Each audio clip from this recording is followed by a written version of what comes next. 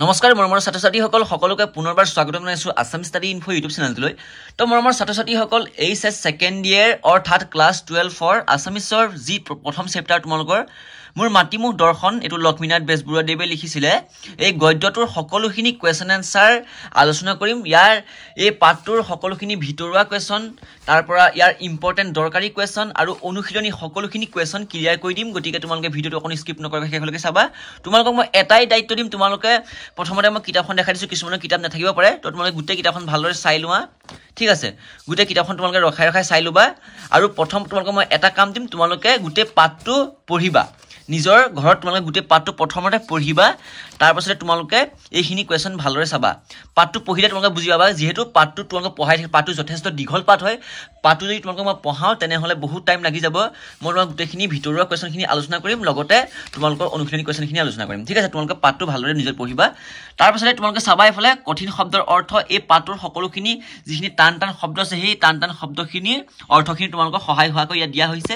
তোমালোকে চাবা, বহুতৰে কিতাপ আছেই, তোমালোকে চাবা। ঠিক আছে, তাৰপিছতে এইখিনি কোৱেশ্যনো আমি আলোচনা কৰিম। তো তোমালোকে মেইন কথাটো আহিলে, এতিয়া প্ৰথম তোমালোকে এই পাঠটো ক্লিয়াৰ কৰাৰ আগতে তোমালোকে প্ৰথমতে মেইন হিচাপে চাব লাগিব কবি পৰিচয়।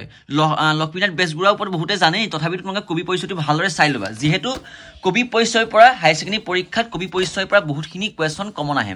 তো তোমালোকে কবি পৰিচয়টো ভালদৰে চাই ল'বা। মই ইয়াত থকা কুৱেশ্যনখিনি আলোচনা কৰিম। ঠিক আছে, তো নতুনকৈ আসাম ষ্টাডি ইনফো চেনেলটো ছাবস্ক্ৰাইব কৰি নটিফিকেশ্যন বেলটো অলপ ক্লিক কৰি দিবা। এনেকুৱা ধৰণৰ ইম্পৰ্টেণ্ট ভিডিঅ'সমূহ পাই থাকিবা। আৰু প্ৰত্যেকটো চেপ্টাৰ আমি আলোচনা কৰিছোঁ, ইংলিছ আছামিজ সকলোখিনি ছাবজেক্টৰে। ঠিক আছে, তো নিজৰ বন্ধু বান্ধৱীৰ সৈতে শ্বেয়াৰ কৰিবা। তো এতিয়া আমি ব'লা কুৱেশ্যনকেইটা আলোচনা কৰিছোঁ। মোৰ মোবাইল স্ক্ৰীণলৈ তোমালোকক লৈ গৈছোঁ। তো মৰমৰ ষ্টুডেণ্টছ, তোমালোকে চাবা প্ৰথমটো কুৱেশ্যন আহিলে অতি চমু প্ৰশ্ন। তোমাৰ কিতাপতে আছে মূল্যাংকন 1, অৰ্থাৎ তোমালোকৰ পৰীক্ষাত এইকেইটা কুৱেশ্যন আহিলে 1 নম্বৰ আহিব। শ্বৰ্ট কুৱেশ্যন মানে এইকেইটা। 1 নম্বৰতে চাবা, মোৰ মাতৃমুখ দৰ্শন শীৰ্ষক পাঠটো ক'ৰ পৰা সংগ্ৰহ কৰা হৈছে? তো উত্তৰটো হৈছে মোৰ মাতৃমুখ দৰ্শন শীৰ্ষক পাঠটো ডক্টৰ নগেন শইকীয়া সম্পাদিত বেজবৰুৱা ৰচনাৱলী প্ৰথম খণ্ডৰ পৰা লোৱা হৈছে। অৰ্থাৎ মোৰ মাতৃমুখ দৰ্শন যিটো তোমালোকৰ পাঠটো এতিয়া পাইছা, এই পাঠটো নগেন শইকীয়াৰ দ্বাৰা সম্পাদিত হোৱা বেজবৰুৱা ৰচনাৱলী থকা প্ৰথমটো খণ্ডৰ পৰা এইটো পাঠটো কঢ়িয়াই অনা হৈছে। ঠিক আছে, তাৰপিছত 2 নম্বৰ কুৱেশ্যন চাবা, সম্বলপুৰৰ ভাৰতৰ কোনখন ৰাজ্যত অৱস্থিত? তোমালোকৰ এইটো কুৱেশ্যন অতিকৈ গুৰুত্বপূৰ্ণ, পৰীক্ষাত প্ৰত্যেকবাৰে আহে।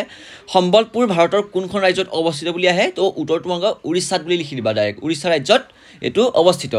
আৰু তোমালোকে পাঠটো ভালদৰে পঢ়িলে তোমালোকে বুজি পাবা কুৱেশ্যনখিনি কৰিবলৈ। 3 নম্বৰ আহিলে, বেজবৰুৱাই মাতৃমুখ দৰ্শনৰ বাবে ক'ৰ পৰা ক'লৈ যাত্ৰা কৰিছিলে? তো উত্তৰটো হৈছে বেজবৰুৱাই মাতৃমুখ দৰ্শনৰ বাবে উৰিষ্যাৰ সম্বলপুৰৰ পৰা অসমলৈ যাত্ৰা কৰিছিলে। উৰিষ্যাৰ সম্বলপুৰৰ পৰা তেওঁ ক'লৈ যাত্ৰা কৰিছিলে? অসমলৈ যাত্ৰা কৰিছিলে। 3 নম্বৰ কুৱেশ্যনটো ক্লিয়াৰ। তাৰপাছত চাবা 4 নম্বৰ কুৱেশ্যনটো আহিলে, 1930 চনৰ 19 ছেপ্টেম্বৰত সম্বলপুৰৰ পৰা অসমলৈ যাত্ৰা কৰোঁতে বেজবৰুৱাৰ সংগী কোন আছিলে?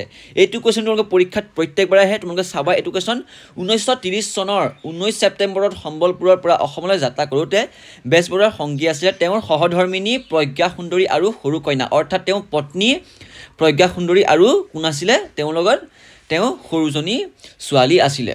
ঠিক আছে, তো এইটো কুৱেশ্যন ক্লিয়াৰ। তাৰপাছতে তোমালোকে 5 নম্বৰ কুৱেশ্যনটো মন কৰিবা, লক্ষ্মীনাথ বেজবৰুৱা ৰচিত এখন ধেমেলীয়া নাটকৰ নাম লিখা। এইটো কুৱেশ্যন তোমালোকে পৰীক্ষাত প্ৰত্যেকবাৰে অহা দেখিবলৈ পোৱা গৈছে। উত্তৰটো হৈছে লক্ষ্মীনাথ বেজবৰুৱাই ৰচিত এখন ধেমেলীয়া নাটকৰ নাম হৈছে কি? লিটিকাই।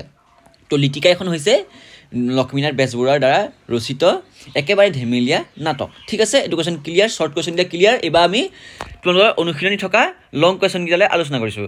তো তোমালোকৰ ভিডিঅ'টোৰ লাষ্টত যোনখিনি পাঠৰ ভিতৰুৱা টপিক্স, সেই টপিক্সখিনি তোমালোকৰ আলোচনা কৰিম।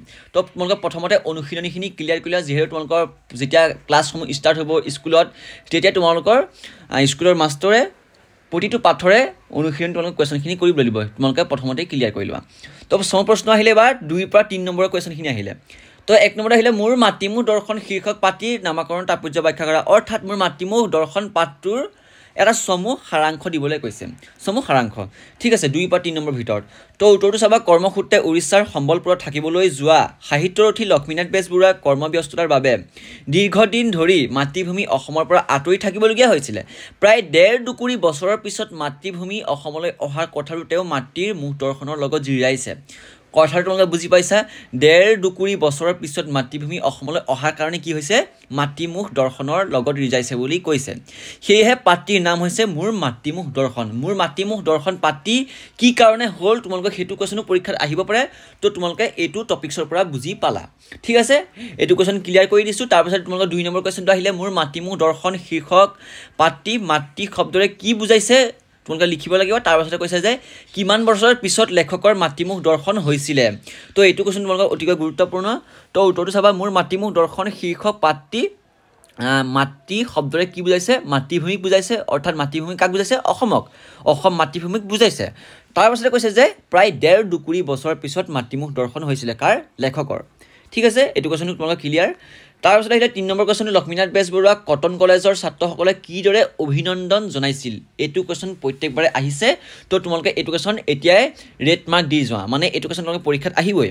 লক্ষ্মীনাথ বেজবৰুৱা কটন কলেজৰ ছাত্ৰসকলে কিদৰে অভিনন্দন জনাইছিল তো উত্তৰ তোমালোকে ভালকে নিজৰ বহীত লিখি লোৱা যদি তোমালোকৰ কিছুমান কোৱেশ্যন থাকি গৈছে তেনেহ'লে তোমালোকে ভিডিঅ'টো ৰখাই লৈ লিখি ল'বা যিহেতু মই স্পীডত দিছোঁ যাতে কম সময়ত গোটেই পাঠটো তোমালোক ক্লিয়াৰ কৰিব পাৰোঁ যাতে এইটো পাঠৰ পৰা আৰু তোমালোকৰ বৰ্ডৰ পৰা কোৱেশ্যন আহিলে মানে খাৰি নাযায় ঠিক আছে তো উত্তৰটো চাবা গুৱাহাটী অহাৰ পিছত কটন কলেজৰ ছাত্ৰসকলে গধূলি সভা পাতি বেজবৰুৱাক নিমন্ত্ৰণ কৰিছিল আৰু সভাত তেওঁলোকৰ একোজন শুৱলাকৈ ইংৰাজী আৰু অসমীয়া ভাষণ দিছিল আকৌ চাবা গুৱাহাটী অহাৰ পিছত কটন কলেজৰ ছাত্ৰসকলে গধূলি সভা পাতি বেজবৰুৱাক নিমন্ত্ৰণ কৰিছিল আৰু সভাত তেওঁলোকৰ একোজনে শুৱলাকৈ ইংৰাজী আৰু অসমীয়াত ভাষণ দিছিল কোনেও সুললিত কণ্ঠৰে গীত গাইছিলে কোনোবাই গান গাইছিলে ভাল কণ্ঠৰে আৰু কিছুমানে কি হৈছিলে বিয়াৰ উজাপালি গাই লেখকক আল্লাহিত কৰিছিলে ঠিক আছে তাৰপিছত কৈছে যে এনেদৰে ছাত্ৰসকলে লেখকক অভিনন্দন জনাইছিলে তো এইটো চিম্পুল উত্তৰ তোমালোকে ধুনীয়াকৈ এইটো মনত ৰাখি যাব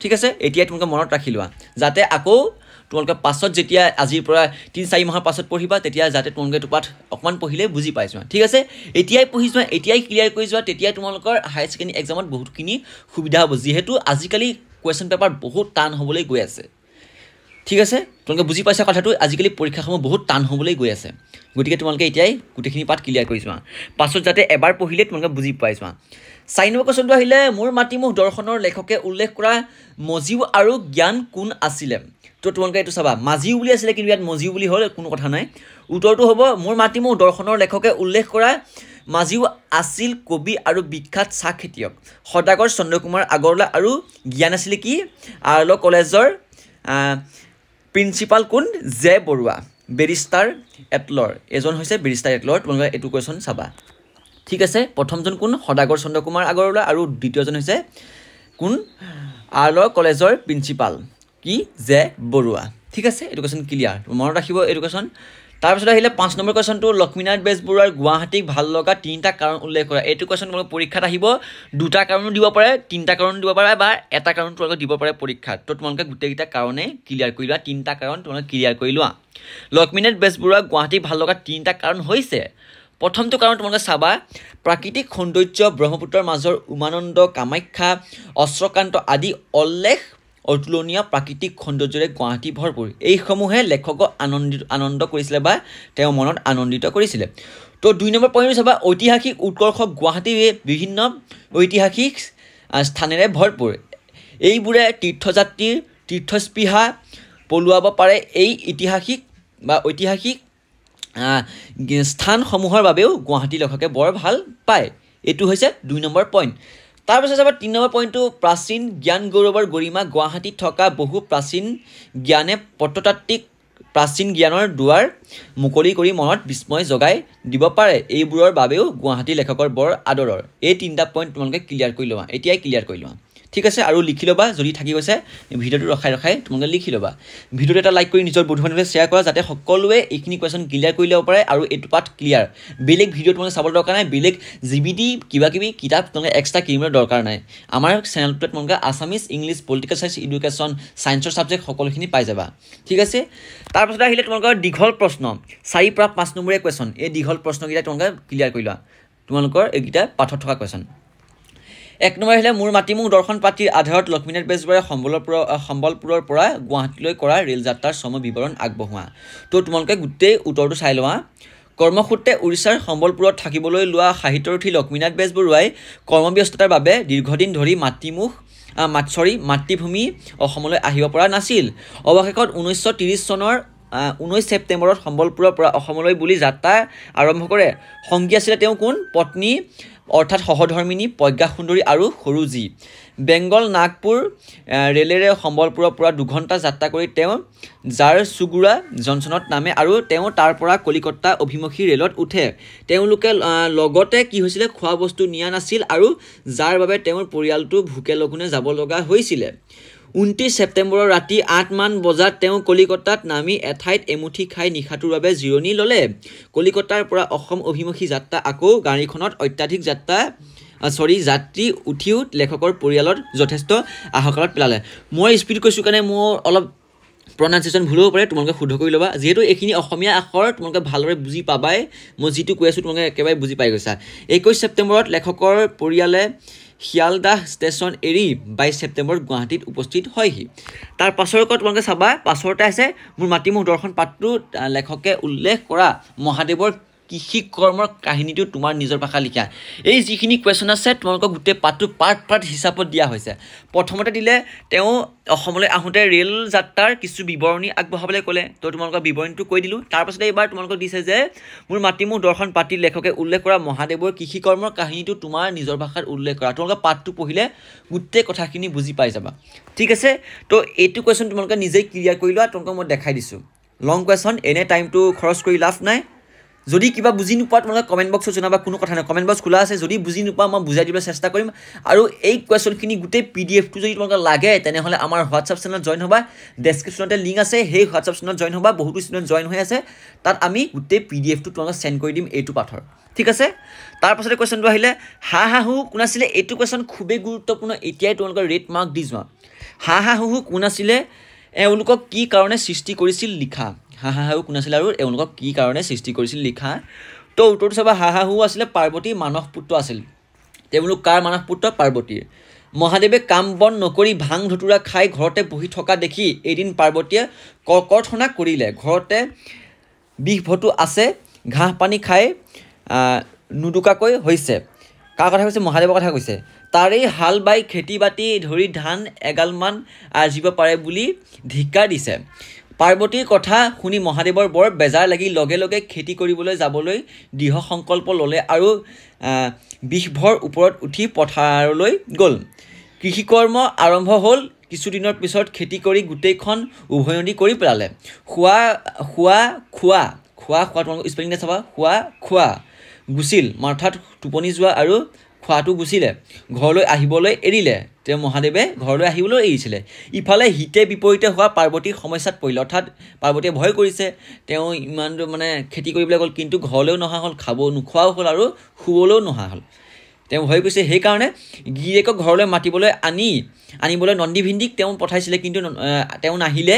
সেইকাৰণে তেওঁ, মোক কথাটো তোমালোকক বুজাই দিছোঁ, সেইকাৰণে তেওঁ হাঁহু পঠাইছিলে যাতে মহাদেৱক সেই দুজনে লৈ আহিব পাৰে। সেই দুজন কোন আছিলে? পাৰ্বতীৰ মানস পুত্ৰ। ঠিক আছে, এইকেইজন আছিলে কি? পাৰ্বতীৰ মানস পুত্ৰ। তোমালোকে গোটেই পেগাটো তোমালোকে চাই লোৱা।